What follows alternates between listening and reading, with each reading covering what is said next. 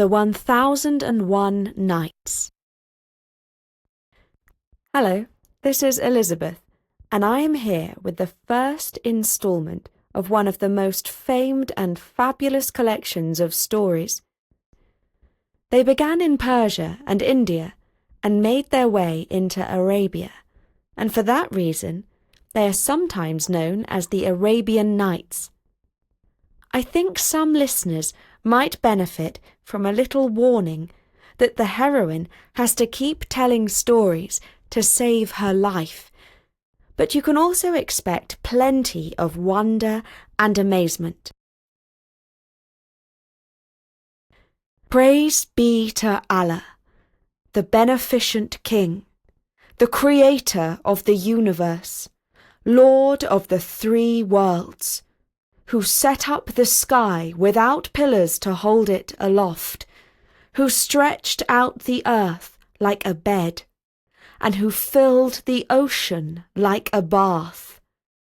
Lend me the art and the craft of she who outwitted a great king, of she who for 1001 nights captivated the Shah while she threaded her plots around him, the woman whose stories conquered the hard heart of an all-powerful man and prevented him from carrying out his terrible intent.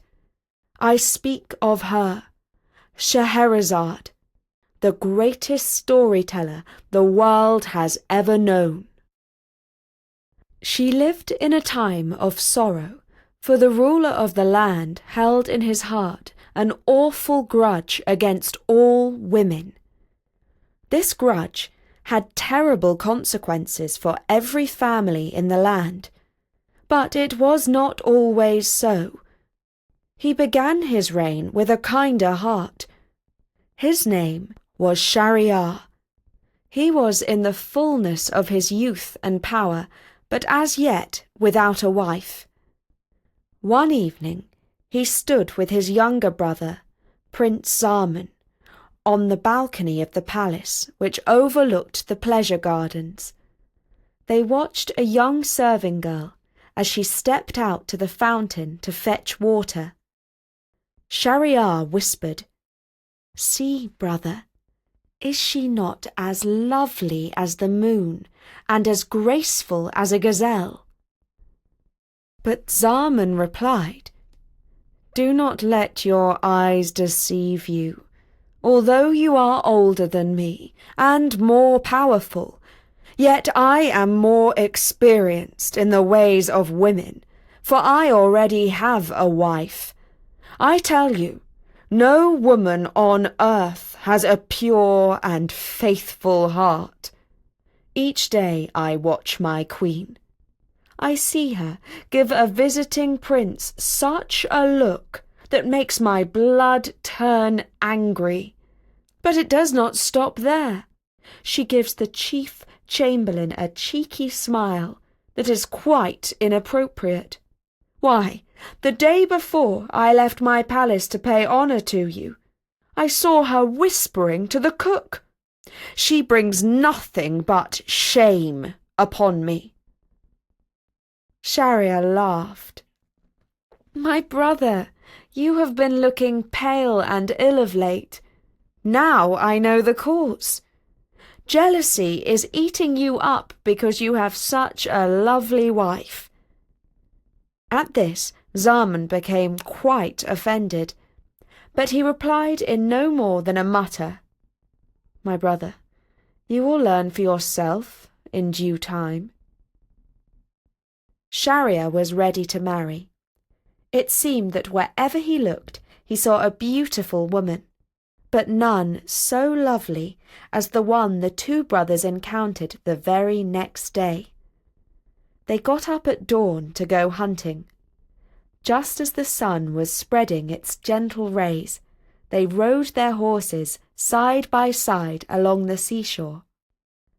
Walking towards them along the deserted beach, they saw a girl whose loveliness brought to mind the words, "She rose like the morn as she shone through the night, When she unveiled her face, the sun grew bright.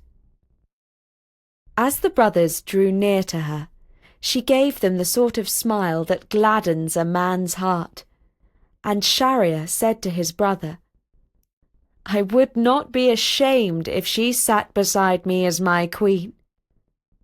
But no sooner had he spoken than a huge wave came curling into the shore, and standing on top of the wave was a great genie. His skin was orange, and his eyes blazing red. As the wave broke into white foam, the genie leapt onto the beach and seized the girl up in his hands. He turned his awful eyes on the brothers, and they were so full of fire that they feared his gaze might burn them up. Then he spoke. His voice was terrible, but his words showed that he intended them no harm.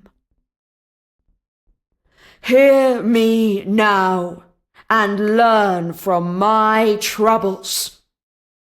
When I took this girl for my bride, I set her inside a trunk, and I placed the trunk inside another trunk, and that trunk inside yet another trunk. 7 boxes in all, each with its own lock. And then I placed the 7-fold container at the bottom of the sea, so as to keep her faithful to me. But she still managed to escape. If I, a genie, with all the power of magic at my disposal, cannot hold power over my bride, what hope have you mere men of doing so?" As soon as he had issued this warning, both the genie and the girl span round and round until they became a whirlwind that sped away across the sea. For the rest of the day, Shahryar was pale and brooding. By evening, he had cheered up somewhat. As the brothers stood on the balcony overlooking the gardens once again, he said, "The remarkable occurrence of this morning has made a great impression on me. I see now that you are right. The genie has confirmed what you say. But I have thought deeply about this problem all day long, and I have formed a plan." It was not long before his brother and everyone in the land found out what the Shah had in mind. As he sat on his throne the next day, giving orders to his officials about this and that, he sent for his chief minister, a man who had served him for many years, and who had 2 lovely daughters, whom in time we shall meet, Inshallah, God willing. He commanded the minister to bring a bride to him that very evening, and in the morning to take her away to be executed. Each and every day he was to do the same, to bring another bride for him to marry, and in the morning to strike off her head. And so it came to pass for 3 years on end. There was not a family in the land that was not touched by this tragedy. The people cried out against their Shah, and called on Allah to destroy him and his reign utterly. But his heart was relentless. By this terrible plan, he made sure that none of his people would ever gather in a corner and gossip that his queen was faithless to him, either in thought or deed. Mothers wept, or fled abroad with their daughters. At last, there was hardly a woman left in the city who was of marriageable age. As the minister searched the city, he could not find a bride for the Shah that night. He returned home in sorrow and anxiety, for he was afraid for his own life when he failed that evening to present a new bride to the Shah. Now he had 2 daughters, Shahrazad and Dunyazad. The eldest had read all the books, legends, and stories in the library of the palace. She knew a great many poems off by heart, and had studied philosophy and the arts. She was pleasant, polite, wise, and witty. She saw that her father was looking sad, and she quoted some lines of a poem to him. Tell whoso hath sorrow, grief shall never last. Even as joy hath no morrow, so woe shall go past. When the minister heard these words from his daughter, he told her the cause of his sorrow from first to last. When she had heard it all, Shahrazad exclaimed, How long shall we endure this slaughter of women? I will tell you what is on my mind. Take me to the Shah this night. Let me be his bride. Either I shall live by my wits and save the daughters of this land, or I shall join those who have perished already. The minister heard these words, and although he greatly respected his daughter's wisdom, he thought these words were the greatest foolishness he had ever heard. He went to the Shah and confessed that he was unable to bring him any more brides, for there were none left in the land. Shah Shahryar sat thoughtfully on his throne and said, None but your own 2 daughters. Do not hide them from me, or it will cost you your head. And so it was, after long deliberation and much persuasion from Shahrazad, that he brought his own daughter to the Shah as his bride. That night, when Shahrazad lifted the veil from her lovely face, the Shah was pleased with what he saw, but there were tears in her eyes. What troubles you? Asked the Shah, thinking that he knew the answer. But she replied not that she was afraid of what would happen to her in the morning, but that she was missing her sister. She begged that she could bring her to sleep with them that night, so that she would not be lonely. The Shah willingly agreed, and all went according to the plan that the ingenious Shahrazad had formed. Her sister, Dunyazad, slept on a couch at the foot of the royal bed, and towards morning, as she had been told to do by her sister, she awoke and said, "Oh, Shahrazad, I cannot sleep.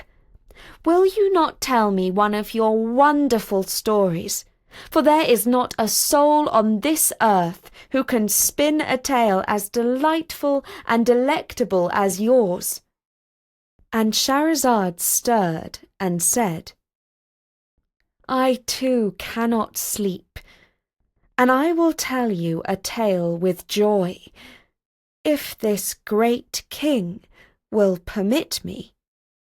The Shah, who was also sleepless and restless, was pleased with the prospect of hearing a tale, and so Shahrazad began to relate the first story of the 1001 Nights. If you would like to hear it, and find out if she lives to tell another tale, you will have to be patient and look out for the next story from the 1001 Nights on storynori.com. We don't yet have 1001 stories on Story Nori, but we do count them in the hundreds. They are all free for you to listen to and enjoy, And if you are able, please consider sending us a small donation. You can find the button in our sidebar. For now, from me, Elizabeth, goodbye.